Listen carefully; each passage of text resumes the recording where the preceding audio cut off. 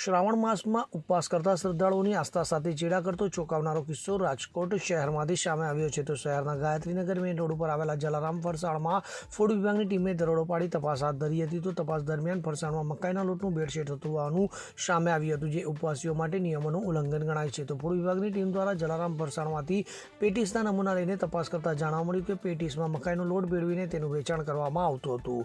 આ દરોડા દરમિયાન 70 કિલો વાસી પેટીસનો જથ્થો અને 5 કિલો મકાઈનો લોટ જપ્ત કરવામાં આવ્યું છે. તો ફૂડ વિભાગ દ્વારા આ તમામ વસ્તુઓનો ઘટના સ્થળે જ નાશ કરાયો હતો. તો શ્રાવણ માસ દરમિયાન લાખો લોકો ઉપવાસના નિયમોનું પાલન કરે છે અને ખાસ ઉપવાસી ફરસાણનો ઉપયોગ કરે છે. ત્યારે આવા સમયે ફરસાણના વેપારીઓ દ્વારા શ્રદ્ધાળુઓની ધાર્મિક લાગણીઓ સાથે ખિલવાડ કરવામાં આવતું હોવાનું આ કિસ્સામાંથી સ્પષ્ટ થયું છે. તો આ ઘટનાએ શહેરના ઉપરવાસીઓમાં રોષ ફેલાયો છે. તો ફૂડ વિભાગ દ્વારા આવા વેપારીઓ સામે કડક કાર્યવાહીની ચીમકી ઉચ્ચારવામાં આવી છે, જેથી ભવિષ્યમાં આવી ગેરરીતિ અટકાવી શકાય. અને ઘટના બાદ નાગરિકોમાં જાગૃતિ વધી છે અને ફૂડ વિભાગને બજારમાં વધુ નિયમિત તપાસ કરવાની માંગ ઉઠી છે. બ્યુરો રિપોર્ટ, ખબર ગુજરાત લાઈવ.